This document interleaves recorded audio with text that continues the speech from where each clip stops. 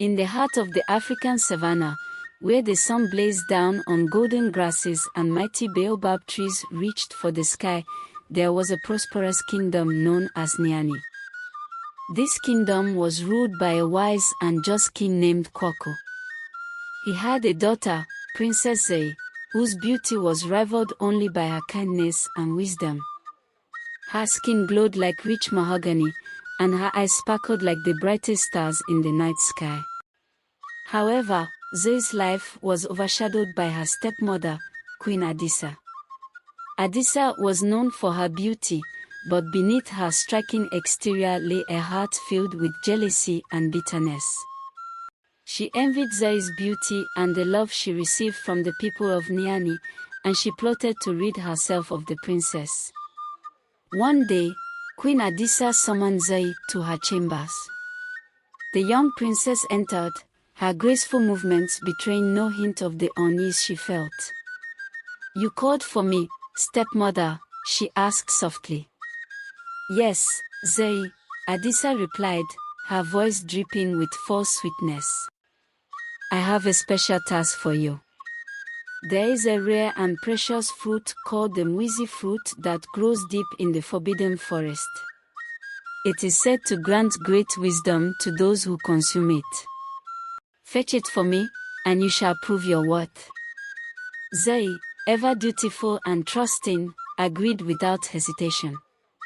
She gathered a few supplies and set off towards the forbidden forest. The forest was a place of ancient magic, filled with towering trees, whispering leaves, and the distant calls of unseen creatures. It was both enchanting and dangerous, a place where few dared to venture. As Zay ventured deeper into the forest, the light grew dimmer, and an eerie silence enveloped her. She followed a path that seemed to guide her, though she couldn't see its end. After hours of walking, she came upon a clearing where the mwizi tree stood, its branches heavy with the glowing, golden fruits. As she reached out to pick one, a deep, resonant voice echoed through the clearing. "Who dares to take what is not theirs?"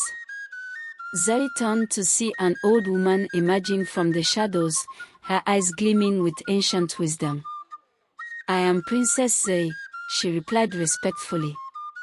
"I seek the mwizi fruit for my stepmother, Queen Adisa."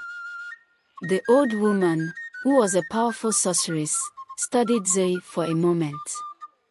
"Your heart is pure, but your stepmother's intentions are not. She seeks to use the fruit's power for her own gain. However, I will not let you leave empty-handed. Take this instead." The sorceress handed Zay a small, intricately carved gourd filled with a shimmering liquid.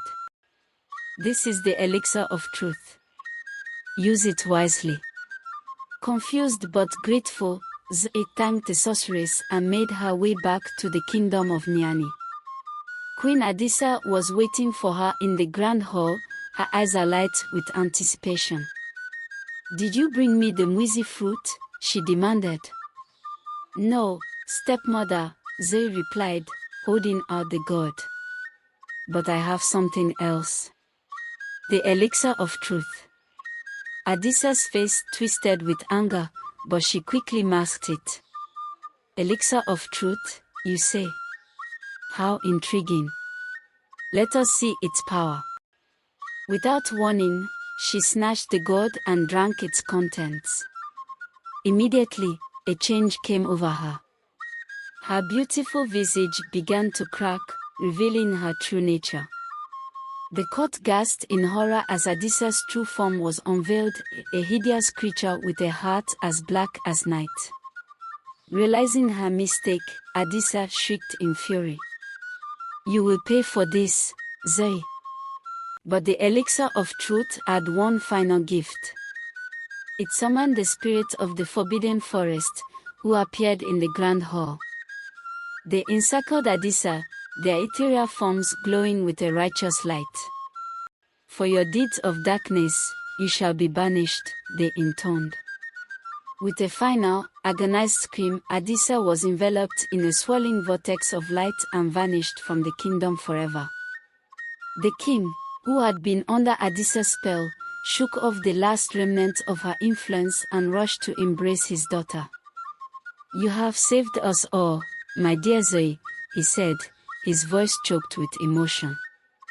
The kingdom rejoiced, celebrating the fall of the evil queen and the courage of their beloved princess. Zoe's kindness and bravery had not only freed them from Adissa's tyranny but had also shown them the true power of a pure heart.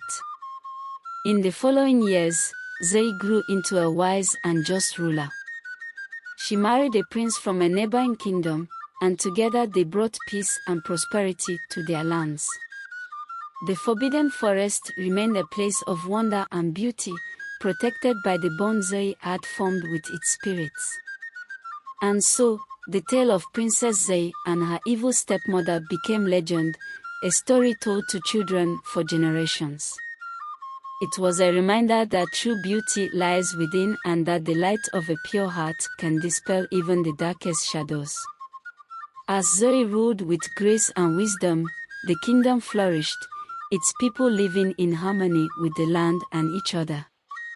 The Forbidden Forest continued to thrive, its secrets safeguarded by the spirits who had once aided their brave princess. And every year, when the Muizi tree bore its golden fruits, it was a symbol of the enduring power of truth and goodness.